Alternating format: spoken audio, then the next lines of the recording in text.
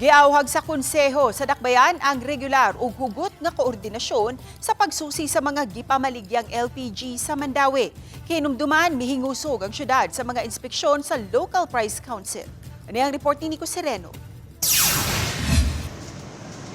Miabot na sa tag 1,655 pesos ang presyo sa 11 kilograms nga tangke sa LPG nga gibaligya sa Mandawi. Sa pagsusi sa GMA Regional TV ning usa ka tindahan, tag 3,300 pesos sab ang ilang 22 kilograms nga tangke. Samtang ang labing barato, 2.8 kilograms, tag 465 pesos. Kining mga gipamaligya nga mga LPG usa sa nahisgutan atol sa sesyon sa konseho ni adtong Lunes. Gipapasar ang resolusyon nga nag-awhag sa hugot nga monitoring sa mga namaligya. Dili lang sa mga gasoline stations, lakip sab sa mga namaligya sa LPG diha sa dakbayan para matanaw ang presyo.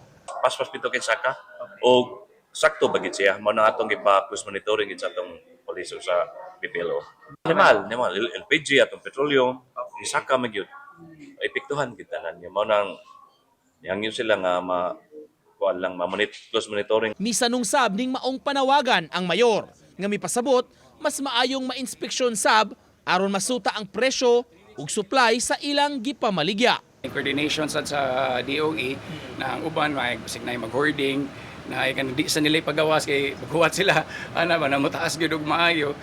Continuous gyud na nato gi-monitor para di sad unreasonable ang mga prices. Kahinumduman pipila ka semana ang nakalabay taliwa ning krisis karon sa gubat sa Middle East, gihingusgan ang koordinasyon sa Mandawi Local Price Coordinating Council ug pagsuroy mismo sa ilang task force sa pagsusi sa presyo sa kamerkaduhan sa lain-lain sab nga mga establishmento.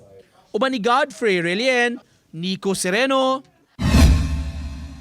Balitang Bisdak.